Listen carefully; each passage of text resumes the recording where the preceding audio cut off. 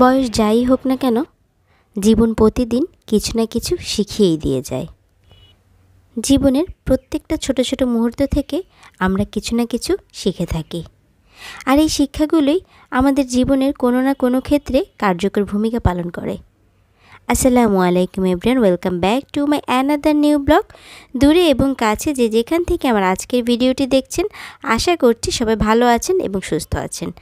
আমরাও আলহামদুলিল্লাহ বেশ ভালো আছি।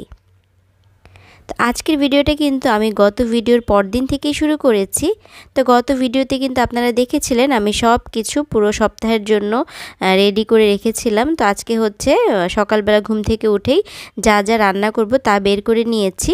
আর মাছটা যেহেতু আমি আগেই ম্যারিনেট করে ডিপে রেখে দিয়েছিলাম, তো মাছটাও যাতে নরমাল হয়ে যায় এর জন্য আগে থেকেই বের করে রেখেছি। আর ডিম শেষ হয়ে গিয়েছিল, তো ডিম নিয়ে এসেছে, তো ডিমগুলো ভাবলাম যে ধুয়ে রেখে দিব।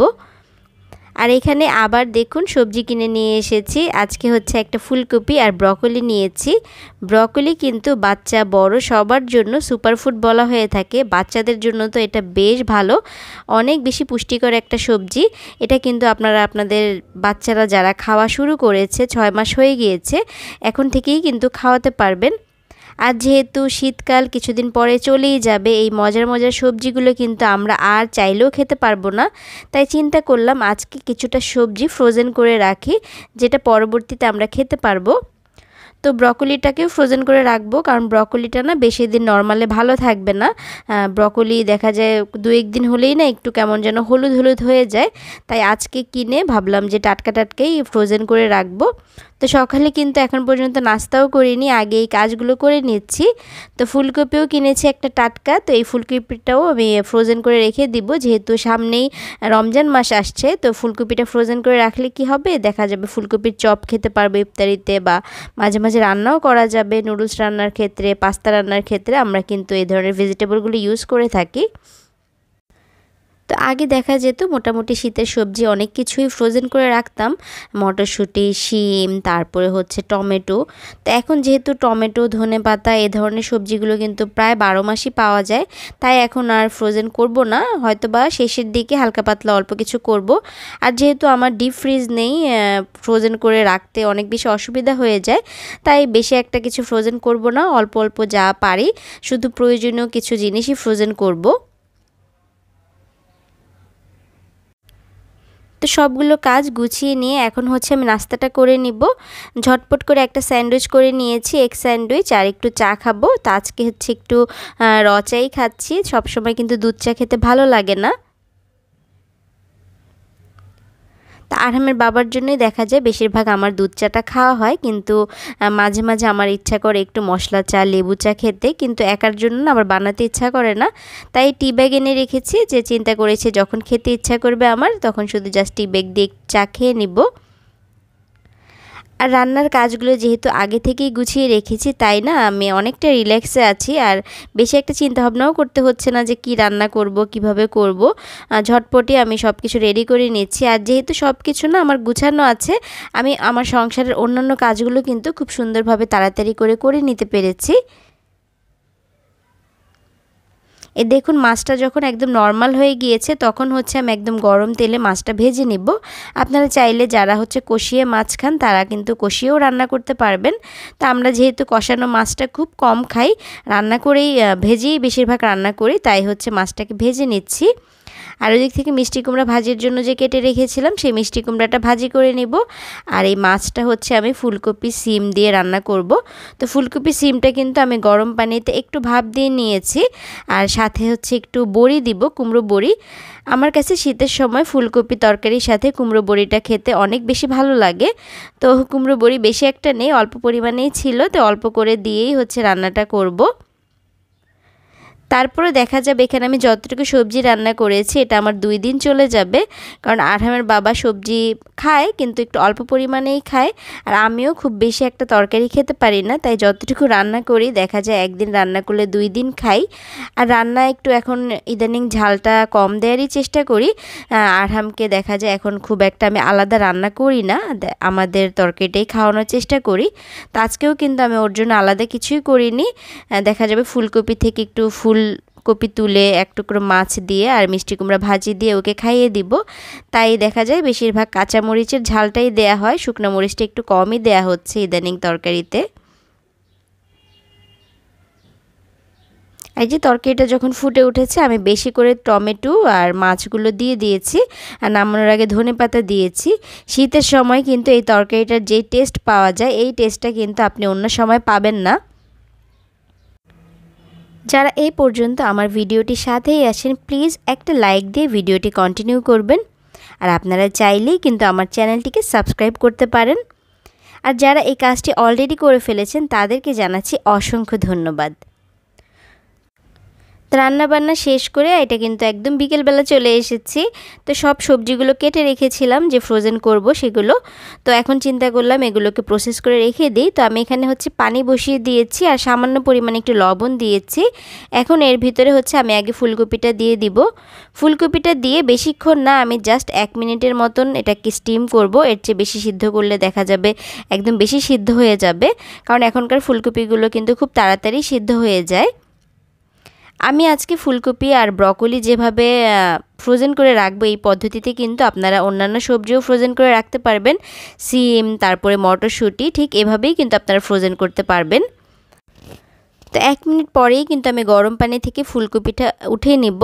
আপনারা চেষ্টা করবেন একদম ঠান্ডা পানিতে, মানে গরম থেকে উঠিয়ে একদম ঠান্ডা পানিতে দিয়ে দেওয়ার জন্য, তাহলে এর ভিতরে জিনিসটা আর কুক হবে না। আর যদি গরম গরমই রেখে দেন তখন কিন্তু এটা গরমের তাপে ভিতর থেকে কুক হতে থাকবে আর পুরোপুরি সিদ্ধ, বাইরের কালারটাও চেঞ্জ হয়ে যাবে। তো যেহেতু এখন শীতকাল, কলের পানি অনেকটাই ঠান্ডা, তাই হচ্ছে আমি ছাঁকনিতে নিয়ে ঠান্ডা পানি দিয়ে একদম ভালো করে ধুয়ে নিয়েছি, একদম কিন্তু সাথে সাথে যাতে ঠান্ডা হয়ে যায় সেরকম করে নিয়েছি। আর ব্রকলিটা আজকে আমি দুইভাবে রাখবো। তো একভাবে আমি হচ্ছে স্টিম হালকা একটু বাস 30 সেকেন্ডের মতন স্টিম করব, কারণ ব্রকলিটা কিন্তু খুব তাড়াতাড়ি সিদ্ধ হয়ে যায়। 30 সেকেন্ড পরে আমি অর্ধেকটা ব্রকলি তুলে নিচ্ছি, তুলে হচ্ছে ঠান্ডা পানি দিয়ে একদম ধুয়ে নিব। আপনারা চাইলে বরফযুক্ত পানিতেও ধুয়ে নিতে পারেন। তো আমি যেহেতু ঠান্ডা পানিতে ধুবো না, এর জন্য হচ্ছে সাথে সাথে কিন্তু কলের পানি দিয়ে ধুয়ে ফেলেছি।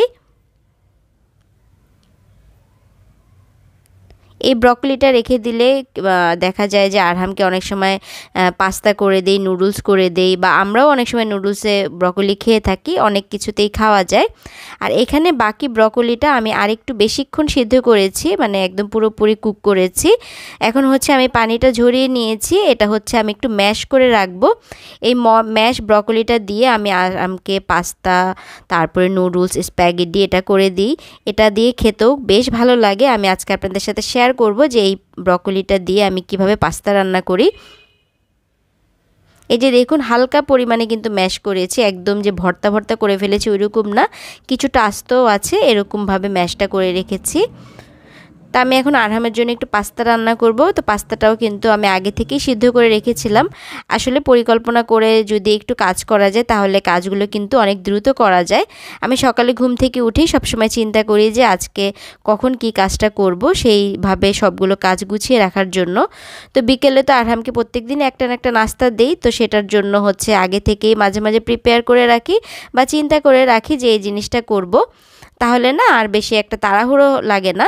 তো আজকে যেমন পাস্তা খাওয়াবো আমার চিন্তাতেই ছিল, তাই পাস্তাটা আমি আগেই সিদ্ধ করে রেখে দিয়েছিলাম। তো এখন হচ্ছে ঝটপট আমি করে নিচ্ছি পাস্তাটা। তো এখানে হচ্ছে আমি 2-3 চিকেন বল দিয়েছি, আপনারা চাইলে চিকেনও দিতে পারেন। আর সামান্য একটু রসুন কুচি আর বাটার আর একটুখানি আটা দিয়ে হচ্ছে ভেজে নিয়েছি। আমরা হচ্ছে হোয়াইট সস পাস্তাটা যেভাবে রান্না করি ঠিক সেভাবেই রান্নাটা করব। তো এখন হচ্ছে আমি দুধ, লবণ আর সামান্য পরিমাণে একটু ব্ল্যাক পেপার দিয়েছি। যেহেতু ছোট মানুষ খাবে, ও ঝাল খেতে পারবে না, তাই অল্প করেই দিয়েছি। আর এই পাস্তাটা চাইলে আপনারা কিন্তু বড়রাও খেতে পারবেন, কারণ এত পরিমাণ মজা হয় এই পাস্তাটা। শুধু আমার কাছে চিজ ছিল না, চিজ দিলে এই পাস্তার টেস্টটা একদম দ্বিগুণ হয়ে যেত, আরও বেশি। তো তারপর হচ্ছে হোয়াইট সসের মধ্যে আমি যে ব্রকলিটা ম্যাশ করে রেখেছিলাম সেটা দিয়ে দিয়েছি।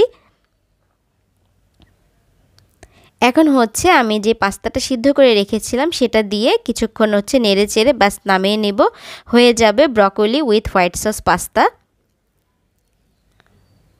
আপনারা চাইলে এই পর্যায়ে যদি চিজ খেতে চান বা বাচ্চারা যদি চিজ খায়, মোজারেলা চিজ বা ক্রিম চিজ যে কোনোটাই অ্যাড করতে পারেন, এতে করে এর টেস্টটা কিন্তু আরও বেশি ভালো হবে। আরহাম তো অনেক মজা করে খেয়েছে, আমিও আরহামের কাছ থেকে একটু একটু টেস্ট করেছি, কারণ আজকে না রান্নাও করেছি, অল্প একটু বেশি করিনি। খেয়ে দেখলাম যে এত ভালো লাগছে এই পাস্তাটা, তা আরহামও খুব পছন্দ হয়েছে। তো আমি হচ্ছে এই ব্রকলির যে ম্যাশ করে রেখেছি এটাকে আমি ছোট ছোট কিউব করে রেখে দেবো আইস বক্সের ভিতরে। তো যখন পাস্তা বা নুডলসও চাইলে আপনারা কিন্তু ঠিক এভাবেই হোয়াইট সস করে রান্না করতে পারেন। তখন হচ্ছে এই ম্যাশ ব্রকলিটা দিয়ে দিলে কিন্তু বাচ্চারা খেতেও সুবিধা হবে, আর কালারটাও কিন্তু অনেক বেশি সুন্দর হয়। আর ব্রকলি ফুলকপির পানি ঝরে গেলে আমি হচ্ছে পলিথিন ব্যাগে করে রেখে দিচ্ছি। আপনারা চাইলে জিপলক ব্যাগ বা বড় কোনো বক্সে করেও রেখে দিতে পারেন। তা আমি একটু প্যাকেটটা ছড়িয়ে রাখছি, এতে করে যখন বরফ হয়ে যাবে আমি এটাগুলি ঝরঝরে করে রাখতে পারবো। তো যখন আমার 1-2 টুকরো প্রয়োজন হলো আমি ঝট করে নামিয়ে নিতে পারবো।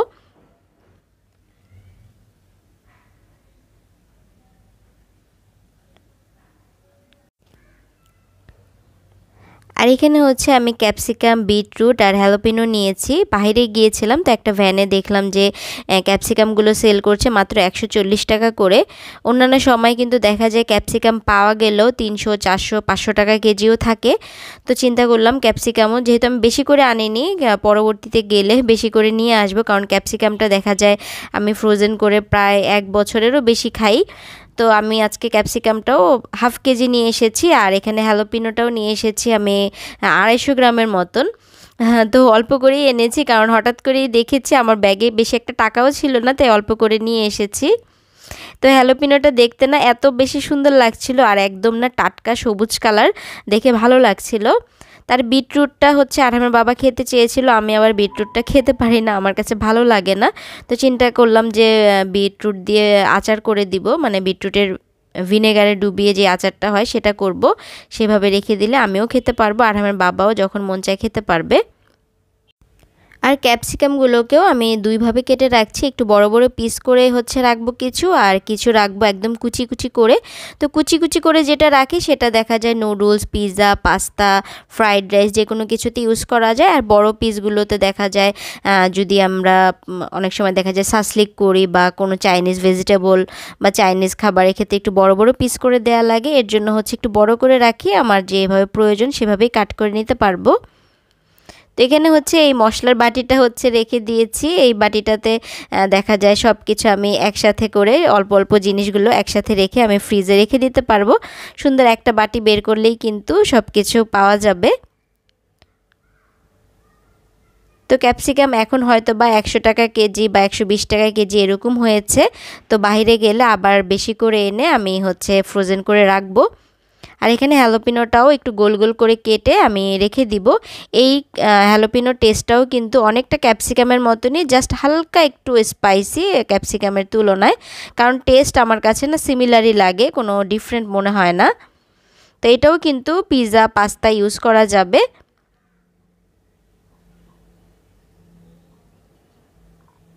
এই যে দেখুন এভাবেই কিন্তু আমি ডিপ ফ্রিজে রেখে দিব।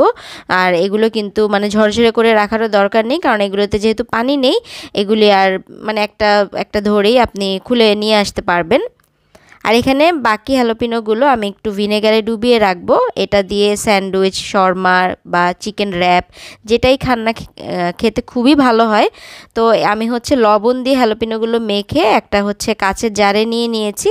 তারপরে জাস্ট উপর থেকে হচ্ছে আমি ভিনেগারে একদম পুরো বোতলটা ভরে দিচ্ছি, জারটা ভরে দিচ্ছি, যাতে সবগুলো জিনিস একদম ডুবে যায়, এরকমভাবে ভিনেগারটা দিতে হবে। ভিনেগারটা দেওয়ার পরে ঢাকনা বন্ধ করে আমরা হচ্ছে এটা 2 দিন হচ্ছে বাইরে রাখবো। তারপরে হচ্ছে নর্মাল ফ্রিজে রেখে আপনারা যতদিন ইচ্ছা এটা খেতে পারবেন। যেহেতু ভিনেগার দেওয়া আছে জিনিসটা কিন্তু খুব সহজে নষ্ট হবে না। তো বিটরুটটাও আমি সেম একইভাবে একটু বেশি করে লবণ মেখে তারপরে হচ্ছে বয়ামে ভরে ভিনেগার দিয়ে দিচ্ছি। তো চেষ্টা করবেন কাচের জারে এই আচারগুলো দেওয়ার জন্য, তাহলে বেশি দিন ভালো থাকে। তো এই যে সবগুলো জিনিস আমার প্রসেস করা হয়ে গিয়েছে, এখন জাস্ট যেগুলো ডিপে রাখার ডিপে রেখে দিব। আর আজকের মতো বিদায় নিব। আল্লাহ হাফিজ, আসসালামু আলাইকুম।